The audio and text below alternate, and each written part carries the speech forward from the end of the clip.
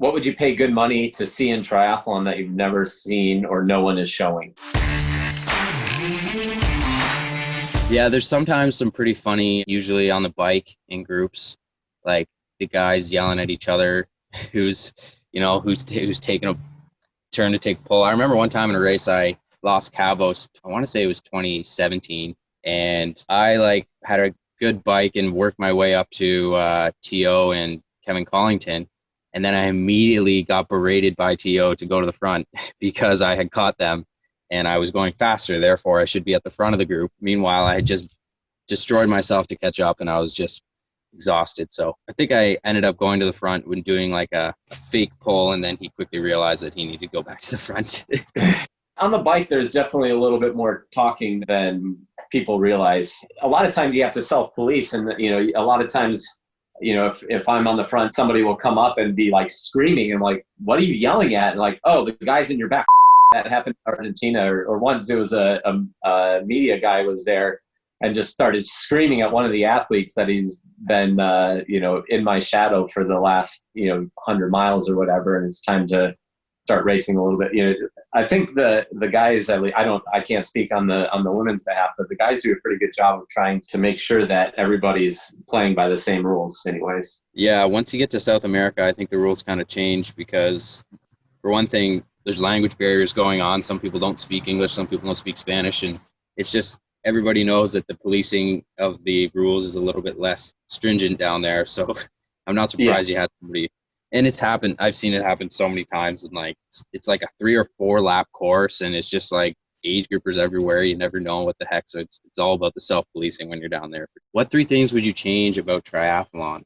I would make the swim shorter, the run longer, and you run before the swim as well.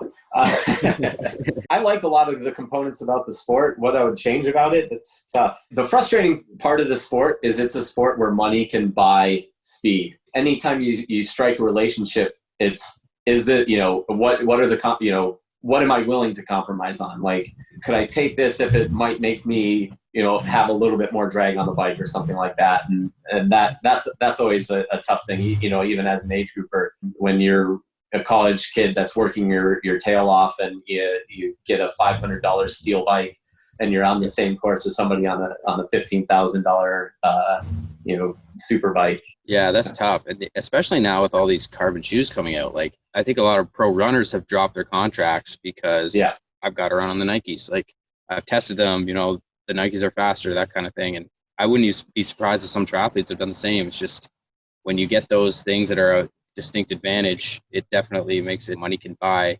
When a pair of running shoes is what, $300 US. So do you think that triathlon has the personalities and drama to capture a Main Street audience? I think it can. I do think it can. Doing things like this, getting people to call each other out, just generate a little bit of excitement. I think it can get there. It's just, there's got to be something to watch. There's got to be something on TV or something you can click on a Facebook link that's going on. There's a lot of other pro sports that have kind of picked back up and are already running again. And it would have been great to see triathlon be one of the first, but it's hard because you need an age group race to have a pro race as it sits right now. And, we weren't able to really get up and running. I think once we do, if we get that product out there for people to watch, time will tell. Does it take off? I think it can. I definitely do. There's definitely some big personalities in the sport, and part of the race is keeping as much emotion out of it during the race, but it's all in the lead up. And I think there's opportunity. We do the pre-race briefings that they invite a couple people to, but that could be something that's captured a little bit differently and just try to create a little bit more drama like some of the fighting sports did. That's a possibility for sure. Tour de France isn't a whole lot different in terms of it's a big, long endurance event. It's obviously multiple days, but I think it would also kind of get pretty exciting if you saw more of a series. Like with the qualifying for the Collins Cup, I think that'll help because you're going to see, okay, these guys are fighting for position. These men and women are going at it to get into those top spots so that they can make it. You kind of see that with Kona too, but when you have less spots and a more defined system for qualifying, like with Kona, it's, you get your race, you're in. It's not as much who's where in the standings. Like, you can't go in and then out. Like, once you're in, you're in. I guess that's kind of from your coaching experience. I know you have a huge team of age group athletes. What are your top 3 pieces of advice for age groupers trying to improve their performance?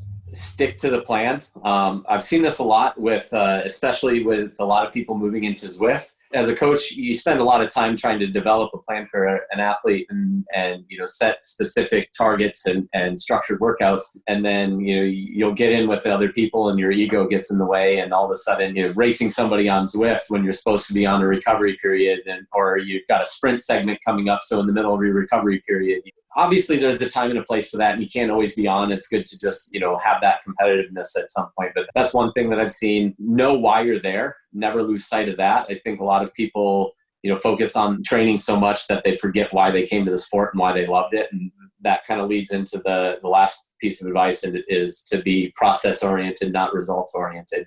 You can have the results goals that you want, but you've got to set them up in a way to okay, this is my end goal. Now set the goals up that you can achieve. What do I need to do to get that result? And that's where the focus needs to be on.